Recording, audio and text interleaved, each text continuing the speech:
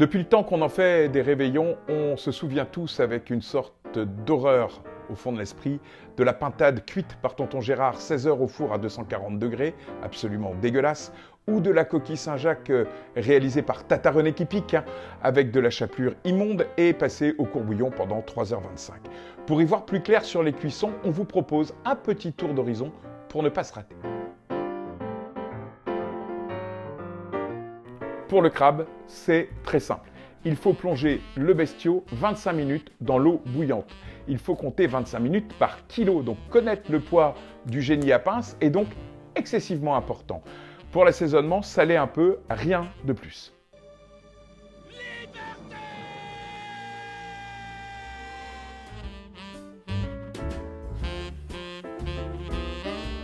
Alors tout dépend comment on mange les langoustines. Si vous les mangez froides avec la mayo maison, il suffit de les plonger dans l'eau bouillante 2 à 3 minutes, pas plus.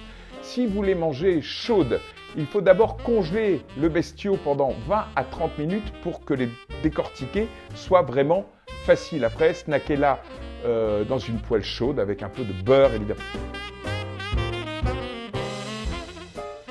La crevette se distingue en deux catégories. Pour le bouquet, les toutes petites, vous les plongez vite fait, 20-30 secondes dans l'eau bouillante, sortez, c'est prêt.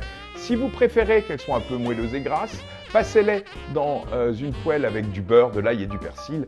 Très rapidement aussi, c'est délicieux. Pour nos bonnes copines les gambas, c'est aussi du rapidos. 1 minute de chaque côté dans une poêle avec de la matière grasse, de l'ail et du persil. Et pour stopper le tout, on ajoute un petit trait de jus de citron. Voilà un petit tips pour une recette au top.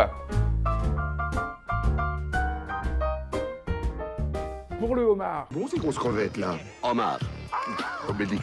C'est assez simple aussi. Il faut d'abord le plonger 2 minutes dans l'eau bouillante de façon à l'oxyre et que la bête ne souffre pas trop.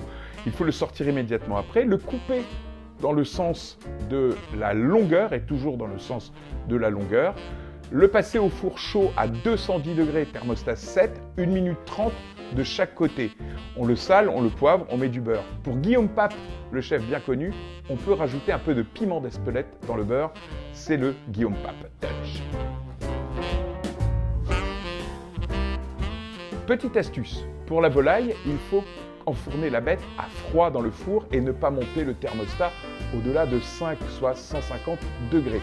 Il faut compter après 1 heure de cuisson pour la bête et ça marche pour la pintade, l'oie, le chapon. On ne prend pas en compte la farce que l'on met à l'intérieur, c'est la recette infaillible de Jéphanie qui est volaillère au Val Saint-Martin de Brest.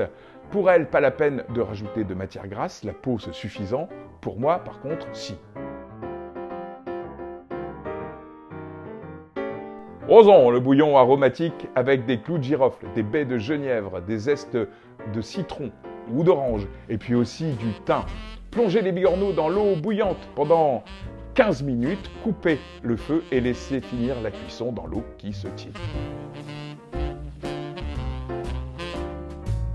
Alors, une seule méthode, il suffit de préchauffer son four à 180 degrés, de placer les coquillages fermés dedans et dès que les merdiers baillent, les sortir instantanément du four. Rajoutez après la sauce qui convient.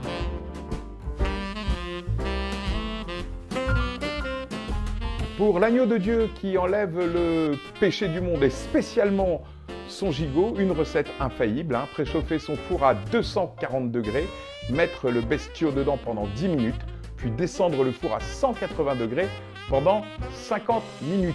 Les bouchers dignes de ce nom disent que c'est bien d'ajouter un peu de matière grasse avec, et spécialement l'huile de pépin de raisin.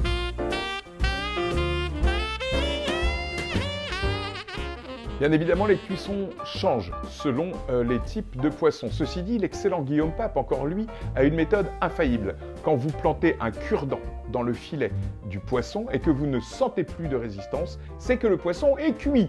Dans ces cas-là, le sortir immédiatement, la surcuisson du poisson, c'est vraiment dégueulasse.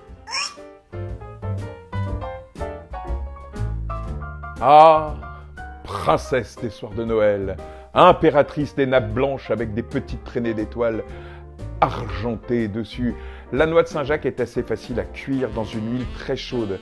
Caramélisez le bord de la Saint-Jacques puis réduisez le feu. Répétez la procédure de l'autre côté de la Saint-Jacques. Ajoutez une noix de beurre en finissant parce que ça exhauste le goût selon toujours l'excellent Guillaume Pape. Avec ça, si tonton Bertrand se foire encore, vous pouvez le déguiser en Père Noël et le pendre en haut du sapin.